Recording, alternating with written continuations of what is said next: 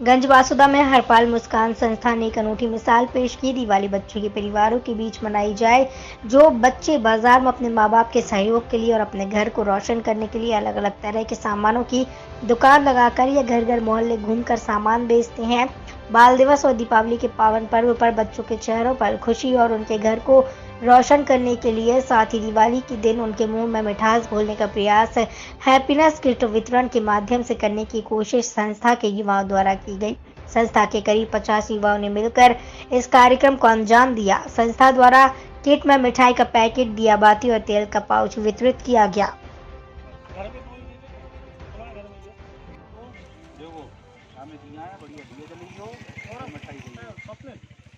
जी, जो शहर में आपने दीपावली के दौरान आपने ये कार्य किया है, किस तरह का कार्य किया है आपने और क्यों किया है? मैं इस काम को करने के लिए पिछले वर्ष से कोशिश कर रहा था। पिछले वर्ष में मैंने देखा कई ऐसे बच्चे थे जो कि अपनी दीपावली की ज़रूरतों को पूरा करने के लिए, अपने परिवार की ज़रूरतों को पूरा करने के लिए छोटी छोटी दुकानों के माध्यम से लोगों तक पहुंचकर अपना सामान बेचते थे। तो इस बार चूँकि कोरोना काल में कई ऐसे गरीब परिवारों की स्थितियां बहुत ख़राब हो गई, जिसके कारण से उनकी दीपावली हो सकता था अच्छी नहीं हो पा रही थी। हमने एक कार्यक्रम बनाया और हमारी संस्था हर पल मुस्कान नाम से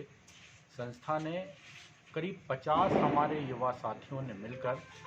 एक कार्यक्रम की रूपरेखा बनाई और उसका लक्ष्य ऐसे सारे बच्चों को, चूँकि 14 तारीख को बाल दिवस भी था, ऐसे सारे बच्चों को उनके चेहरों पर खुशियां लाने के लिए, उनकी मुंह को मीठा करने के लिए और उनकी दीपावली को प्रकाशमान करने के लिए हमने कोशिश की कि इन सारे बच्चों तक पहुंचकर हम उनको एक हैप्पीनेस किट, जिसमें हमने उनको एक मिठाई का पैकेट, दिए, बाती और